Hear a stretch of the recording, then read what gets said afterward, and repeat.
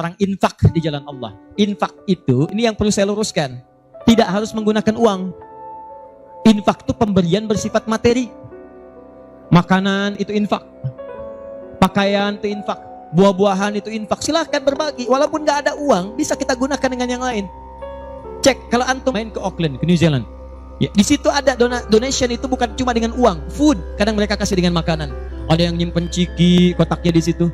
Di kotak infak itu, kotak dalamnya ada ciki, ada beras, dan macam-macam. Sampingnya ada yang uang.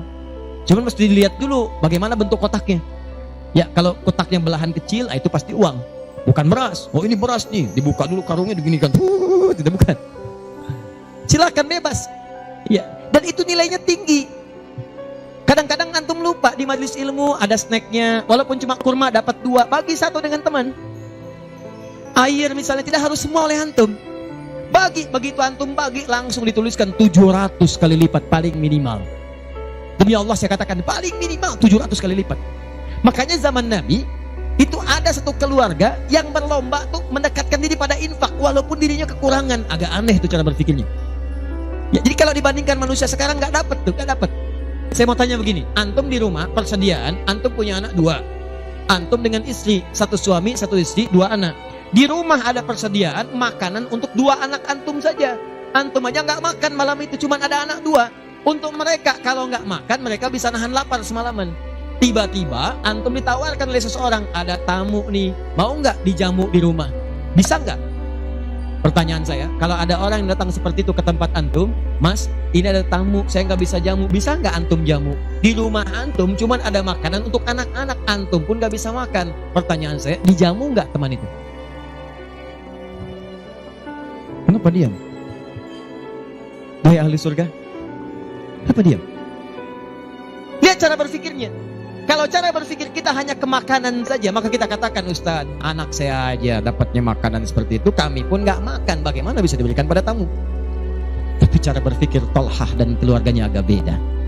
Begitu Nabi katakan ada tamu, kita datang langsung angkat tangan, duluan ngangkat, padahal yang lain banyak yang punya banyak makanan. Tapi cara berpikirnya, kapan lagi saya dapat 700 lebih? Kapan lagi saya dapat? Diangkat langsung tangannya. Ya Rasulullah, saya. Sebelum yang lain ngangkat, angkat tangannya. Maka diantar kemudian ke rumahnya. Sampai di rumah, istrinya dikatakan, duhai sayang, ada titipan Rasulullah. Bahasanya bukan ada tamu, ada titipan Rasulullah. Allahu Akbar. Ada titipan Rasulullah. Maka istrinya langsung membaca, saya paham. Saya bertugas menidurkan anak-anak dulu, tidurkan. Yang suaminya menyiapkan makanan. Begitu sudah jadi, kata suaminya kepada tamu tadi, Anda silahkan makan di sini, saya temani dulu istri saya. Gak enak rasanya meninggalkan sendirian. Begitu temannya makan, dia berpura-pura makan di bilik yang lain, membunyikan bunyi-bunyi seakan-akan makan. Begitu sudah kenyang, tanpa mukaddimah yang lain langsung pamit. Terima kasih sudah menjamu saya, semoga Allah berikan pahala. Pamit malam itu juga. Begitu selesai pamit, subuh-subuhnya datang menghadap pada Rasulullah pagi-pagi. Apa yang terjadi? Turun ayat Quran surah 59 ayat 9 sampai 10 itu. Walladzina tabawwa'ud dar, sampai ke kalimat wa yu'thiruna ala anfusihim walau kana bihim khasasah. Tuh cara berpikirnya. Jadi kalau antum melihat peluang seperti ini, enak teman-teman sekalian, banyak sekali. Tidak harus uang, pakaian, makanan, macam-macam. Jadi kalau antum beli buah tuh, antum beli 5, di rumah ada 3 orang, berarti antum mesti sadar Allah titipkan yang 2 lagi untuk peluang infak antum. Bukan untuk antum habiskan semua. Kok bisa orangnya cuma 3, beli mangga 5? Siapa yang menggerakkan antum untuk beli 5 mangga? Orang cuma 3, berarti yang 2 lagi itu Allah gerakkan untuk mendapatkan pahala. Ada peluang di situ. Lu kepada siapa ya Rasulullah saya berikan? Kepada siapa ya Allah saya infakkan? Ini yang sering keliru. Kata Allah langsung turun, fi sabilillah, yang utama itu 5 dulu. 5. Kalau Anda temukan 5 ini, dia peluang infaknya sangat tinggi untuk diberikan. Siapa mereka ini? Ada di Quran surah kedua ayat 215, paling kanan sebelah bawah. Yas'alunaka madza yunfikun. Mereka bertanya pada Muhammad sallallahu alaihi wasallam, ya, awas, apa yang harus kami infakkan? Pada siapa? Maka turun jawaban, qul ma anfaqtum min khair. Katakan kalau mau infak mesti yang paling bagus. Ini kaidah pertama. Awas, ada peringatan di Al-Baqarah ayat 267. Wala tayammamul khabitha minhu tunfiqun walastum biakhidhihi illa an tughmidu fi. Jangan kamu infakkan pada orang lain yang kamu tidak suka. Melihatnya aja kamu nggak suka, dikasih orang. Antum punya uang 50.000 2, 1, wah masih keras, bagus, luar biasa. Masuk dompet enak dilihat. Yang kedua, wah sudah lecek, dekil of the kumel. Wah, dilihat gak enak, baunya gak nyaman. Tiba-tiba ada orang lewat, Pak, sedekah Pak. Pertanyaan saya, maaf, mana yang antum berikan? Yang lecek atau yang bagus? Tuh. Ingat, kalau urusan zakat mal, berikan yang bagus. Zakat mal, pilih. Paham? 5 orang ini siapa? 1, lil walidain, orang tua. Ini orang tua ini gak pernah minta, jarang sekali. Cuman kita yang mesti paham. Kan sama, antum pun suka ngasih isyarat, mama, mama, mama, mama. Oh, mau makan, makan. Mama, mama, mama, mama, boneka, boneka. Antum setelah dewasa mesti paham. Kadang-kadang orang tua tuh gak minta, gak pengen nyusahin anaknya. Padahal orang tua udah susah, melahirkan susah, mengandung juga susah, merawat susah, menyusui susah. Sudah dewasa pun antum masih susahin juga. Kapan antum berbaktinya? Kadang-kadang cuma nanya, nelpon apa kabar, padahal di rumahnya itu Masya Allah lagi kurang beras. Beras kurang, listrik belum dibayar. Kirimkan, sebelum diminta kirimkan. Itu begitu antum kirimkan, demi Allah saya katakan. Di hadits Al-Bukhari, di kitab Al-Adabul Mufrad, bukan cuma mendapatkan lipatan pahala kalikan 700 lebih, tapi ridha Allah turun ke tempat antum pada saat itu. Kalau sudah turun, semua doa yang antum mintakan minimal akan dijawab pada saat itu. Itu rahasianya. Kalau dengan urusan orang tua itu udah gak usah mikir. Begitu mengatakan, nah gini-gini, tenang aja mah. Walaupun gak ada, katakan, insya Allah mah selesai. Insya Allah, berusaha antum. Begitu antum dapatkan seperti orang tua mengusahakan untuk antum dulu, maka pahala dilipat gandakan, ridho turun seketika. Kejar. Wal aqrabin, kerabat terdekat. Kerabat dibagi 2. Ada yang tempatnya jauh tapi hubungannya dekat.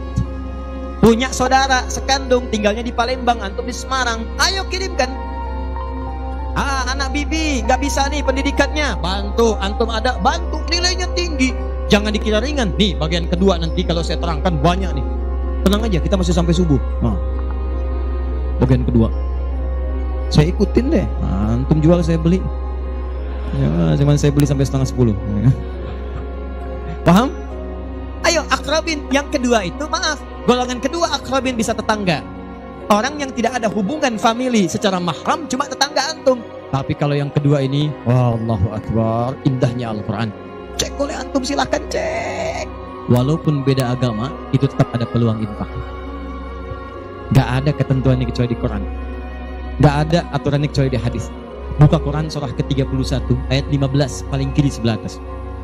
Ada anak muslim, orang tua belum Islam, belum dapat hidayah. Kata Allah, urusan untuk ibadah pisahkan. Orang tua jangan paksa, doakan dia, silahkan dakwahi. Tapi urusan dunia, wasahibhuma fid dunya ma'rufa. Wa in jahadaka ala an tusyrika bima laysa laka bihi ilmun fala tuti'huma. Urusan ibadah masing-masing, kalau diajak-ajak enggak usah ditaati, tolak dengan cara yang lembut. Tapi kalau urusan dunia, bagi.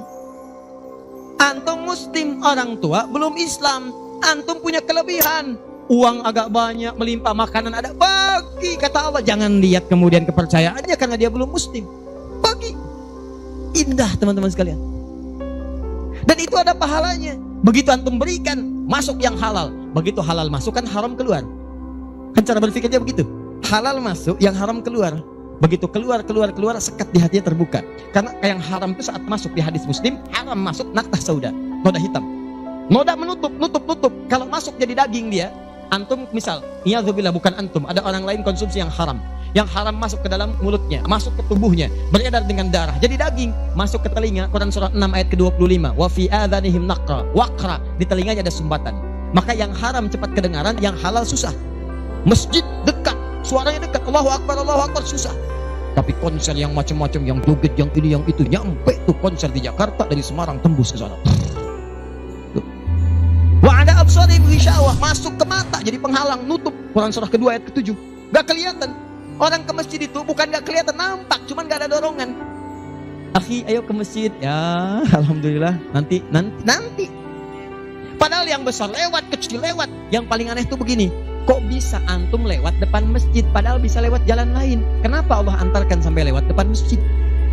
Jadi kalau sudah Allah antarkan ke tempat-tempat yang baik, belum ingat Allah juga, antum mesti diantarkan kemana lagi? Kok bisa antum lewat dengar adzan, padahal bisa antum lewat jalan lain gak kedengaran adzan? Kenapa kemudian yang dengar antum? Kok bisa lewat jalan itu kelihatan mata, padahal bisa ada jalan lain? Kok bisa ngelihat? Kalau Allah sudah berkehendak kebaikan, antum masih belum bisa membacanya, masih ditanya. Itu pasti ada maksiat masuk. Caranya keluarkan. Kalau yang haram masuk, masukkan yang halal. Maka yang haram akan dihancurkan. Hancur, hancur, hancur. Kemudian muncul yang halalnya. Kalau halal sudah masuk, maka hati itu akan mudah untuk mendekat kepada Allah. Doakan, doakan, doakan. Demikian tetangga kita. Jangan dikira tetangga antum yang muslim saja. Mungkin kita ada non-muslim samping kita. Mungkin ada yang Kristen, ada yang Hindu, yang Buddha. Dalam hubungan keduniaan indah. Silahkan berbagi. Apa antum gak pernah dengar hadis Nabi? Siapa yang masak makanan, baunya sampai ke tetangganya, maka bagilah dia walaupun cuma kuahnya. Tapi maksudnya bukan daging yang antum makan, kuahnya antum bagi. Bukan. Tidak. Maksud hadis itu walaupun cuma masak kuah, bagi juga supaya dia tidak negatif thinking, tidak salah paham. Antum gak ada ayam, adanya singkong, cuma dimasak bumbu opor. Bumbunya opor, tapi dagingnya singkong. Dimasak gak antum bagi, tetangga bilang, oh masak opor enak nih, padahal singkong. Dibagi walaupun cuma kuahnya. Tapi pertanyaan saya, apakah hadis itu mengatakan kalau tetangga anda muslim saja? Tidak. Never. Walaupun dia non muslim, masak, bagikan. Sebelum dia menghirup baunya, ketuk pintunya. Begitu diketuk dia keluar. Ada apa pak? Ini ada makanan, walaupun sedikit, mudah-mudahan bisa bermanfaat. Bapak baik sekali, terima kasih. Bukan baik, Allah yang memerintahkan saya untuk berbagi.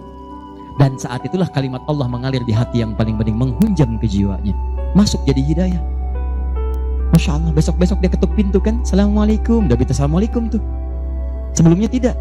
Begitu dibuka sambil mengembalikan yang kemarin, ya panci yang kemarin dikembalikan. Pak, ini apakah Allah sudah memerintahkan berbagi lagi hari ini? Oh, lumayan. Gak ada aturan kalau bukan non muslim jangan bagi. Gak ada, indah dalam Islam itu. Jadi walaupun anda kasih ke yang non muslim, pahala dituliskan. Jadi jangan pilih-pilih kalau urusan dunia. Anda masak di samping Islam, sampingnya lagi Kristen, sampingnya lagi kemudian muslim, non muslim. Bagi yang muslimnya, yang non muslim tidak. Begitu dia ngelihat kelewatan, dipanggil anda, Pak, kayaknya enak makanannya ya. Memang enak bu, cuman sayang ibu kafir. Oh, gak begitu. Gak ada.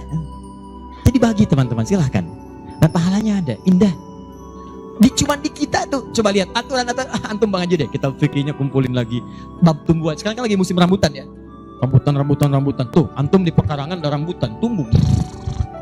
Pohon rambutan, pekarangan antum. Cuman sayang buahnya ke tetangga antum. Terus ke sini. Maka dalam kaidah fikih disebutkan hakun mushtarak. Ini hak bersama antara antum dengan tetangga. Kenapa? Karena antum keluar rumah kelihatan cuman pohonnya, dia keluar rumah kelihatan buahnya. Dan yang paling menarik, dia udah lihat buah, daunnya jatuh ke bawah. Dan kadang buah jatuh ke sini, membuat dia kesulitan. Awas, jangan sampai dia cuma ketiban sampahnya saja, antum kedapatan buahnya. Naik ke pohon rambutan, nggak boleh. Apa yang harus antum lakukan? Datangi dia, ketuk rumahnya, sampaikan, Pak, maaf, saya cuma mau ngasih tahu itu ada pohon rambutan. Iya, saya juga tahu, punya bapak kan? Bukan, itu memang pohon saya, cuma buahnya merambat ke tempat bapak. Terus itu hak kita bersama. Bapak nggak usah minta, begitu inginkan ambil aja, silahkan dapatkan. Aturan dari mana itu? Ini Rasul saya yang mengajari, Nabi Muhammad SAW. Bapak keluar lihat buahnya, saya keluar cuma lihat pohonnya. Kalau bapak pengen ambil aja. Wah, hebatnya Islam, terima kasih Pak. Insya Allah, udah insya Allah tuh. Ya. Nanti saya ambil, ya pergi tuh, ambilin, dan kita senang lihatnya. Begitu diambil pahala. Setiap satu buah 700 pahala. Setiap satu buah 700. Masya Allah, luar biasa. Dan dia kan gak paham fikih, belum masuk Islam. Besoknya ayam antum main ke tempat dia, ayam. Dia kira hukum ayam sama dengan rambutan. Nabinya umat Islam baik banget. Kemarin ngirim rambutan, sekarang ayam.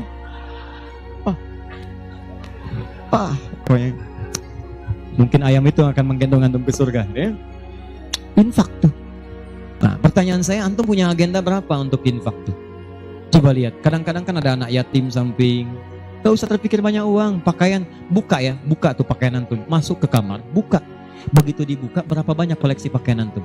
Coba cuma pesen satu aja. Mohon maaf ya, maaf sekali, jangan sampai ada pakaian walaupun sehelai itu yang belum pernah dipakai ibadah. Usahakan setiap yang kita gunakan jadi saksi di akhirat bahwa dia pernah dipakai ibadah, karena semua akan bicara. Tuh lihat kaos, bagian dalam, celana, bagian luar, cek lagi semua. Dan kalau sudah itu antum pakai, ada yang lain gak kepake, bukan gak kepake. Boleh jadi itu dititipkan oleh Allah kepada antum untuk menjadi pahala antum dengan itu. Sebab mudah bagi Allah menitipkan pada yang lain. Kenapa dipilih antum? Seberapa bagian pahalanya? Jelas?